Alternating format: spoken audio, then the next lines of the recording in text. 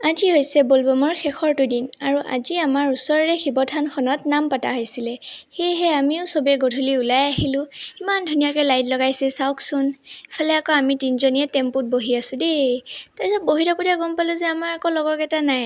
সেইফালে লাইট লগাই দিয়া আছে।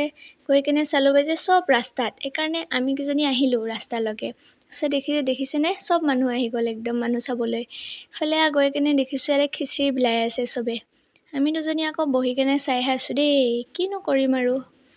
ৰাস্তাদি যে যায় মানুহবিলাক বলবমৰ কাৰণে, তেওঁলোকৰ কাৰণে দি আছে খিচিৰি। ইফালে এইখন চাওকচোন ইমান ধুনীয়া লাগিছে। আমি আকৌ গ'লোঁ এতিয়া তলত খিচিৰি খাবলৈ। খিচিৰি খাই আহি কেনে এতিয়া আমি ওপৰত খাই আছোঁ পায়স। সিহঁতি বিলাই আছে আৰু আমি খাই আছোঁ। খিচিৰি মানে আমি তলতে খালোঁগৈ, পায়সহে আমি ইয়াতে খাই আছোঁ। ইফালে আকৌ তাই খালেই, মই খাবহে পৰা নাই ৰ'ব, খাই লওঁ। ইফালে চাই থাকোঁতে দেখিলোঁ শিৱ বাবাৰ ধুনীয়া মূৰ্তি এটা। সেইটো চাই থাকোঁতে তাৰপিছত আৰু এটা বস্তু দেখিলোঁ নহয়। এইটো চাওকচোন, এইটো যে আৰু ধুনীয়া। এইটো আকৌ মানুহবিলাকে হাততে লৈ আনিছিলে, লগত আকৌ এখন ইণ্ডিয়াৰ ফ্লেগো আছে। এই মূৰ্তিটো অনাৰ লগে লগে যে গোটেই ৰাস্তাত মানুহ ভৰ্তি হৈ গৈছিলে।